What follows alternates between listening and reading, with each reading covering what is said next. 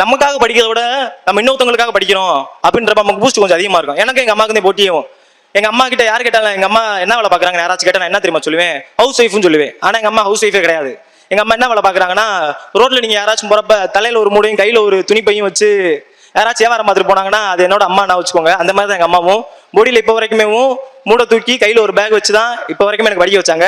எனக்கு எங்கள் அம்மாவுக்கு என்ன ஒரு போட்டினா நான் சொன்னேன், மா நான் ஒரு வேலை வாங்கிட்டேன்னா நீங்கள் எனக்கு அந்த மூடையில இறக்கிடணுமா அப்படின்னு சொல்லிட்டு எனக்கு எங்கள் அம்மாக்கும் போட்டி. மா நான் போஸ்டிங் வாங்கிட்டேன், நீங்கள் அந்த மூடை இறக்கிடுங்க, அதுக்கப்புறம் நான் தூக்கிக்க. நமக்காக படிக்கிறோட பார்க்குற ஆட்கள் நான் போய் சொல்லுவேன், டிஎஸ்பி ஆகிக்கிறோடா என்னோட பழக்கம், என் ஃபோன் நம்பர் நோட் பண்ணி வச்சுக்கடா, பின்னாடி தேவைப்படுவேன் டிஎஸ்பி ஆயிருவேன்.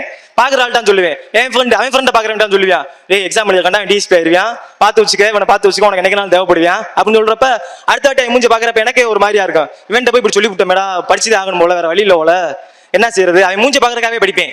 வீங்கிட்ட வேற பிள்ளை சொல்லி விட்டோம். அடுத்த நாள் பண்ண ஊருக்குள்ள போனா அசிங்கப்படுத்துவாங்க. என்னடா டிஎஸ்பி ஆகுன்னு சொன்னா சும்மா கையில் இங்கே கட்டி திஞ்சுக்கிருக்காங்க, என்னடா டிஎஸ்பி ஆக போறேன் அப்படின்னு சொல்லி பேசி போடுவாங்க. பயங்கரமா படிக்கிறது கண்டிப்பா. அப்புறம் எங்க ஸ்டெப்பா சொன்னேன், அழகா ஸ்டெப்பா அவர்லாம் வந்துட்டு என்னன்னா அவருக்கு இந்த போஸ்டிங் எந்த டிபார்ட்மெண்ட்டுக்கு எந்த கார் கொடுப்பாங்க, குரூப் 4க்கு கார் கொடுப்பாங்கன்னு நினைச்சிருப்பாரு. அந்த மாதிரி என்னன்னா எங்க ஸ்டெப்பா சொன்னாரு, டேய் நீ படி என்ன வேணா பண்ணு, ஒரு 2 நாள் கவர்மெண்ட் கார் சைரன் வச்ச காருக்கு வீட்டுக்கு கீழே மட்டும் கொண்டு வந்து நிப்பாட்டிடுறா அப்படின்னு தான் சொல்லிடுறாரு. இப்போ வரைக்குமே நான் குரூப் 4 பாஸ் ஆயிட்டேன் ஸ்டெப்பா அப்படின்னு போய் சொல்றேன், கார் கொடுப்பாங்களாடா அப்படின்னு தான் கேட்டாரு. அவருக்கு என்ன ஆசைன்னா அவர் தான் நீ என்ன வேணா படி, வீட்டுக்கு கீழே சைரன் வச்ச கார் 2 நாள் மட்டும் நிப்பாட்டிடுறா அப்படின்னு தான் சொல்லுவார். அந்த மாதிரி நம்ம வீட்டில் நம்ம ஃபர்ஸ்ட் கவர்மெண்ட் எம்ப்ளாய். நம்மளை பொறுத்த வரைக்கும் நானும் எப்படி இந்த ஃபீல்டுக்கு படிக்க வந்தேனாமோ சும்மா சென்னையில் வந்து டிசிஎஸ் நிறைய பேர் லேத்து சிஎன்சி மிஷின் ஆப்ரேட்டராக வந்து வந்திருப்பீங்க. நான் அப்படி எனக்குலாம் 3 ஷிஃப்ட், நைட் 2 மணிக்கு ஷிஃப்ட் ஆரம்பிக்கும். எல்லாம் 2 மணிக்கு தூங்குவோம் ஃபோன் நோண்டிட்டு. நான் வேலை பார்த்துக்க எனக்கு 2 மணிக்கு ஷிஃப்ட்டே ஆரம்பிக்கும். ஆனால் நைட்ல ஷிஃப்ட்ல சூப்பர் சார் இருக்க மாட்டோம், நம்மள ஃபோன் நோண்டிட்டே மிஷின் ஓட்டுறது.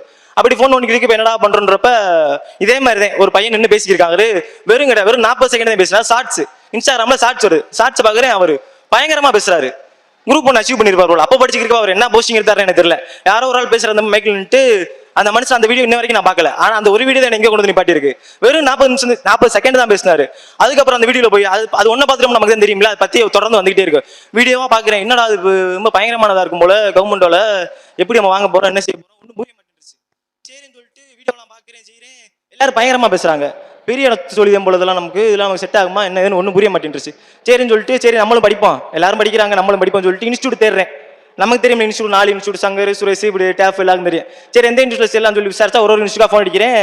ஃபீஸை கேட்டா 30,000 40,000 அந்த மாதிரி சொன்னாங்க. அந்த நேரத்தில் நான் வேலை பார்த்தது 15,000 சம்பளம். 30,000 40,000 எங்கிட்ட வீட்டில் போய் கேட்க வேட்டுக்கு இருக்க முடியாது. நான் சொல்லிட்டு சுரேஷ் அகாடமி ஃபோன் அடிக்கிறேன், சார் இப்படி நான் வந்து டிஎன்பிசி படிக்கலாம்னு இருக்கேன். அப்போ எனக்கு டிஎன்பிசியில் குரூப் 4 ஒன்று குரூப் 2 குரூப் 1 எதுவுமே தெரியாது.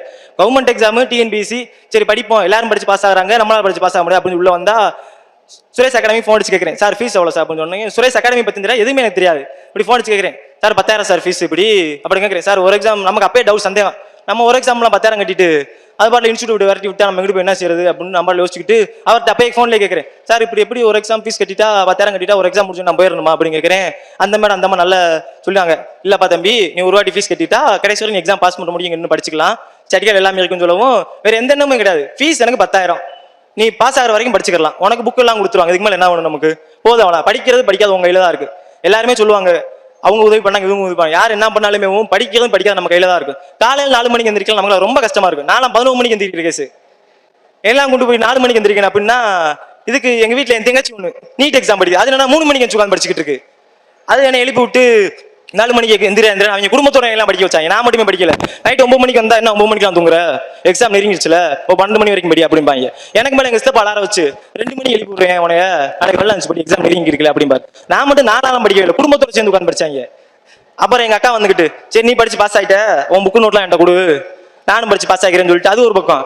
அப்புறம் நோட்டு புக்கெல்லாம் அள்ளி அதுக்கிட்ட கொடுத்து அதையும் படிக்க வச்சுக்கிருக்கு. இப்போ என்ன சொல்ல வரேன்னா ஒரு எக்ஸாம் படிச்சோம்னா இப்போ வீட்டில் எல்லாம் ஃபோன் கேட்குறாங்க, சித்தி மக ஃபுல்லா எப்படிப்பா பாஸ் ஆன, இந்த நம்ம தங்கச்சி ஒன்று பண்டா பிடிச்சிருக்கு என்ன பார்த்து பாஸ் ஆயிட்டல, என்ன புக்கு படிக்கணும், எந்த அகாடமி சேர்றது என்ன பார்த்து சொல்லி விடு அப்படின்னு அவங்க சொல்றேன். அவங்க என்ன பதில் சொல்றேன்னு தெரியல. இதுல என்ன பெரிய கஷ்டம்னா இந்த 12th முடிச்சுட்டு டிகிரி ஜாயின் பண்றப்ப நமக்கு ஒரு 4 பேர் ஃபோன் அடிப்பாங்க, இப்படி நம்ம பாப்பா ஒன்று 12th முடிச்சிருச்சுப்பா, என்ன டிகிரி படிக்க வைக்கலாம், நீ பி மெக்கானிக் முடிச்சிருக்க வேலை பார்க்குற, உனக்கு வெளிநடப்பு தெரிஞ்சிருக்கு, இன்னைக்கு வரைக்கும் எனக்கு தெரியல டிகிரி முடிச்சு என்ன படிக்கிறேன். இப்போ நான் சொல்லிடுவேன் ஒரு டிகிரி சாதாரண ஒரு காலேஜில் போடுங்க 3 வருஷம், ஒரு 2 வருஷம் அந்த பிளேஸ் தொந்தரவு பண்ணாங்க ஜாலியா இருக்கட்டும், கடைசி வருஷம் மட்டும் ஏதாச்சும் இன்ஸ்டியூட்ல பார்த்து சேர்த்து விட்டுருங்க அப்படின்னு சொல்லுவாங்க. அப்புறம் என்னன்னா இந்த இன்ஸ்டியூட்டுக்கும் நம்ம சொந்தமா உட்காந்து படிக்கலாமா அப்படின்ற ஒரு எண்ணம் வரும். ஜாயின் பண்றப்பே இன்ஸ்டியூட்லாம் இதுக்கு 10,000 கட்டி வேஸ்ட் பண்ணிக்கிட்டு நம்ம கிட்ட ஸ்கூல் புக் தான் எல்லாரும் படிப்படின்றாங்க, அந்த ஸ்கூல் புக்கை படிச்சு நம்மளே பாஸ் பண்ணிக்க முடியாதா அப்படின்னு கேட்பாங்க. கண்டிப்பா படிச்சு பாஸ் பண்ணிடலாம், அதுல எந்த சந்தேகமே கிடையாது. என்னன்னா வாழைப்பழ கதை தான் இன்ஸ்டியூட்டுக்கும் இதுக்கும். மரத்தில் நம்ம கஷ்டப்பட்டு வெட்டி பறிச்சு தோலை உரிச்சு நம்மளே வாங்கி சாப்பிட்டுக்கிறோம். இன்ஸ்டியூட்ல என்ன பண்ணுவாங்கன்னா அதை உரிச்சு வாயில ஊட்டி விடுவாங்க. ஈஸியாக நம்ம சாப்பிட்டு வயிற்று நிரப்பிக்கலாம். அதே மாதிரி இன்ஸ்டியூட்டும் நம்ம சொந்தமாக உட்காந்து படிக்கிறோம். எல்லாமே நிறைய பேசி நினைக்கிறேன். மணி 2 மணி ஆகி போச்சு. எல்லா முஞ்சிலையும் ஒரே பசி கரத்தில் இருக்காங்க. எப்படா முடிப்பேன் வீட்டுக்கு போவோம் அப்படின்னு எல்லாமே புரியுது. அங்கிட்டு இருந்து நானும் வந்திருக்கேன். சரி, கண்டிப்பா ஆல் தி பெஸ்ட். பின்னாடி வந்த எல்லாருக்கும் நம்ம டீம் ஃப்ரெண்ட்ஸ் எல்லாருமே அங்கே இருக்காங்க. அடுத்து குரூப் 2 மெயின்ஸ் குரூப் 1 வந்து பெரிய ஸ்டேஜா போட்டு எல்லாருமே பார்ப்பேன்னு ரொம்ப சந்தோஷத்தோட வெயிட் பண்ணிக்கிறேன். All the best. தேங்க்யூ.